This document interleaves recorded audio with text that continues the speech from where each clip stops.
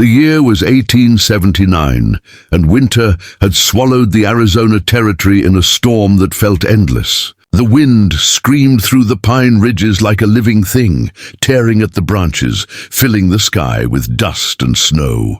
Ethan Cole, a weathered cowboy with a horse named Ranger, rode hard through the night. His poncho was soaked, his hat dripping, his breath freezing in the bitter wind. He'd been searching for stray cattle, but now he was just searching for shelter, anything to outlast the storm, tearing the world apart.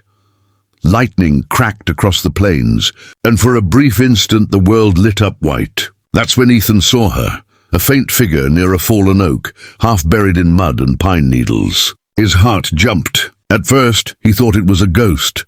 The desert had a way of showing men strange things when they were half dead from cold. But then she moved weakly, her hand clutching her side. Blood glistened in the flash of lightning. She wasn't a spirit. She was flesh, broken and alive, lying where death had nearly taken her. Ethan reined in his horse and stared for a moment, unsure what to do. The woman's dark hair was tangled, her face streaked with dirt and rain. Even in the half-light, he could see the lines of pain carved into her expression. He recognized her clothing, Apache.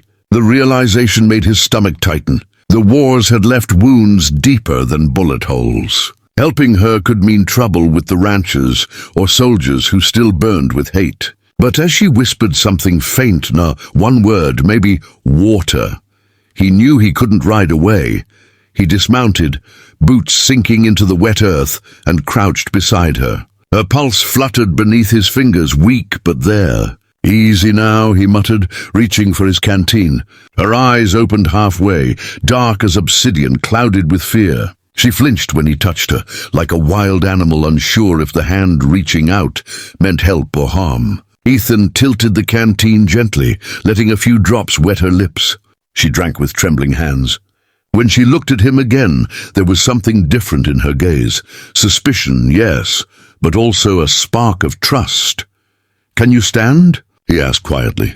She tried, and cried out as her ankle buckled. A wound along her leg bled freely, dark against the storm-lit ground. Ethan didn't waste another word. He slipped his arms under her and lifted her onto his horse, ignoring her weak protests. She was light as a shadow, her breath shallow against his chest. Mounting behind her, he turned Ranger toward the distant glow of his cabin's lantern. The rain cut like knives against his face, but he pressed on. Somewhere behind them, thunder rolled like a promise of judgment. Hours passed in cold silence before the cabin finally appeared. A small wooden structure crouched against the cliffs, smoke rising faintly from its chimney. Ethan pushed through the door, half carrying her, half dragging his own weary body. Inside, the room was dim, the last coals of the fire barely alive. He laid her on the cot by the wall, then threw wood into the hearth until the flames roared back to life. The light fell across her face, revealing cuts, bruises, and exhaustion that went deeper than the body. She was young, maybe 20, but carried the weariness of war. Ethan fetched water from a bucket and cleaned her wounds with careful hands. She winced but didn't speak. Her silence said more than words could, distrust, defiance, and something else beneath it, something human. When he wrapped her arm with a strip of linen, she watched him closely, as though studying his every move, testing his intentions. He offered her a blanket, then poured a little coffee into a tin cup and set it beside her. "You'll be all right," he said softly. She didn't answer, only stared at the fire, her eyes glinting in the flicker like distant stars. He sat across the room, exhaustion pressing heavy on his shoulders. The storm outside roared like a beast, but inside, the silence between them was heavier. Ethan's mind turned over questions he couldn't ask. Who had done this to her? What was she running from? He thought of the stories told around campfires, Apache raids, revenge killings, stolen horses. But something about her didn't fit the tales. She didn't look like a hunter or a spy. She looked like someone who'd lost everything and still refused to break. There was courage in her stillness, and pain that had no name. At some point she stirred and spoke, her voice hoarse. "Why?" she asked. Ethan lifted his head. "Why what?" Her gaze met his, sharp and questioning. "Why help me, you—" "Enemy," he sighed, rubbing his temple. Maybe I've seen too much dying. Maybe I'm tired of it. She said nothing after that, but her eyes lingered on him for a long moment before turning back to the fire. It wasn't forgiveness, not yet, but it was no longer hatred either. Somewhere between them, in the shadows of the storm, the first fragile bridge of mercy began to form. The night dragged on, the wind pounding against the walls. Ethan stayed awake by the fire, keeping an eye on her breathing, watching her chest rise and fall under the blanket. Outside, wolves howled in the distance. He loaded his rifle and set it within reach, more out of habit than fear. The firelight flickered across her face, sharp cheekbones, soft lips, eyes that refused to stay closed even in sleep. She looked peaceful, but her hands never relaxed, as if even rest was something she had to fight for. Before sleep finally pulled him under, Ethan glanced at her one last time. The storm had begun to fade, the howling wind replaced by soft rain against the roof. Her breathing was steady now. He leaned back in his chair, hat tipped low, the warmth of the fire washing over him. Somewhere deep inside, a strange thought settled in his chest, that maybe saving her wasn't just an act of mercy. Maybe it was fate's way of saving him too. The thought lingered as his eyes closed, unaware that by morning, the calm he found would turn into reckoning. The world was pale with dawn when Ethan woke. The fire had burned down to grey ash, and the cabin smelled of smoke and rain. He blinked, groggy, until he felt something cold against his throat, a blade. His body stiffened. Above him the Apache woman loomed, eyes fierce and wild, her hair falling across his chest. The knife trembled slightly in her hand, but her gaze didn't. "Who sent you?" she hissed. Her voice was cracked but full of fire. "You work for them, don't you?" Her breath was shallow, her arms still weak beneath the bandage he'd tied. Ethan didn't move. His voice came low and steady, like a man speaking to a spooked horse. "No one sent me," he said. "You were bleeding in the storm. I helped you, that's all." For a moment the wind howled outside, shaking the cabin walls. The knife didn't move. Her hand shook, but her eyes stayed fixed on his face, searching for deceit. He didn't blink. Slowly her fingers loosened, the blade lowering inch by inch. She looked down, saw the clean bandages on her arm, her wounds washed, wrapped, and confusion replaced suspicion in her gaze. Her voice softened, almost disbelieving. "You could have left me." Ethan sat up slowly, keeping his hands visible. "And what kind of man would that make me?" he said quietly. The words hung between them, heavier than the silence that followed. She looked away, shame flickering across her features. When she spoke again, her tone carried exhaustion rather than anger. "Men like you don't help women like me," she said almost to herself. Ethan didn't argue. He just looked into the dying embers, his jaw tight. "Maybe I'm not like them," he said simply. And somehow she believed him. Hours passed before either of them spoke again. Ethan brewed coffee and handed her a cup. She hesitated, then took it carefully, the steam fogging the air between them. Outside, the storm had passed, leaving a silver crust of snow on the pines. The world seemed calmer, but the unease between them was not. Finally she said her name.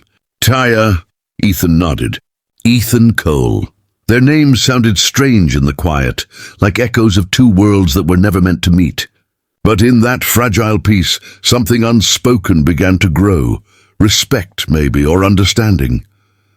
Later that morning, Ethan stepped outside to check on his horse. The land looked new beneath the snow, untouched and clean. He heard her footsteps behind him but didn't turn. "You're far from your people," he said. She didn't answer right away. "They're gone," she said finally, her voice breaking on the word. Ethan turned slowly. Her eyes were hollow, her expression unreadable. "Soldiers came, said we stole cattle, burned our camp." She swallowed hard. "I ran."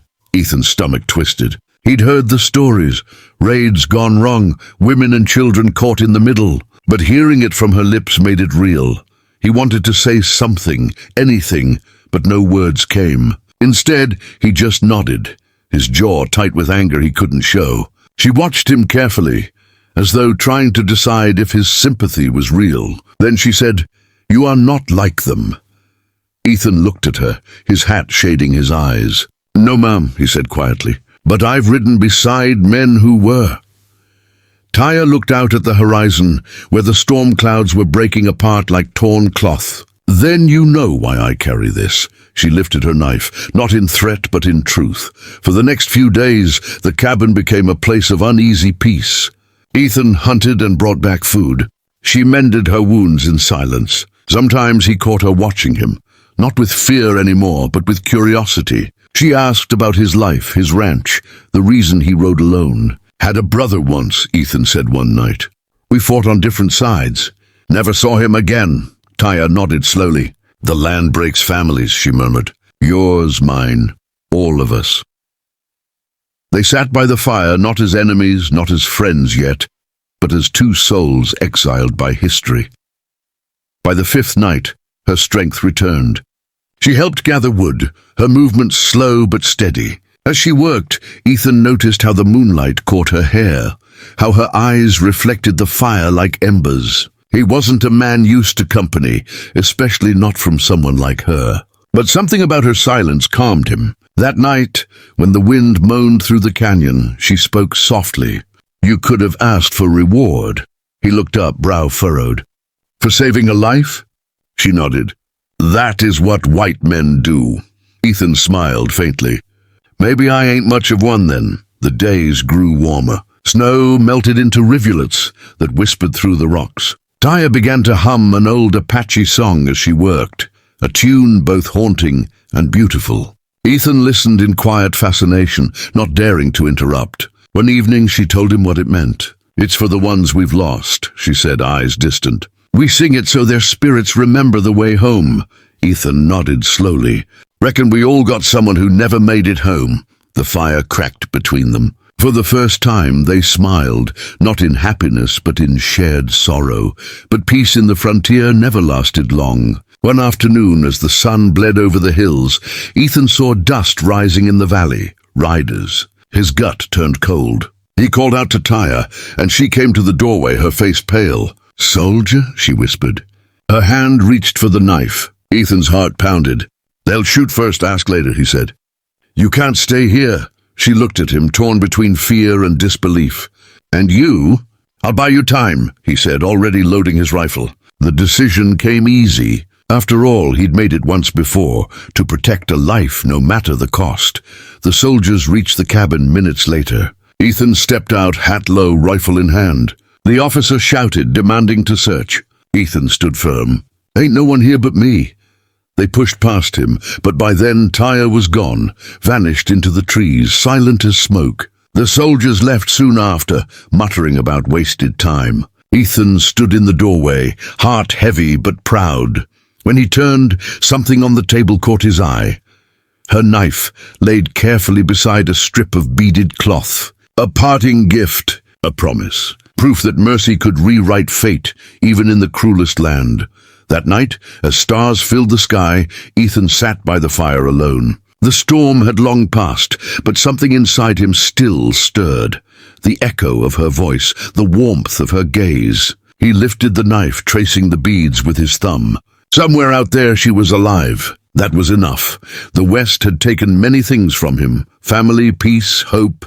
But that night it gave something back. Meaning. He leaned back, eyes on the horizon, where the wind whispered through the pines. Maybe mercy didn't just save others. Maybe it saved the man who showed it.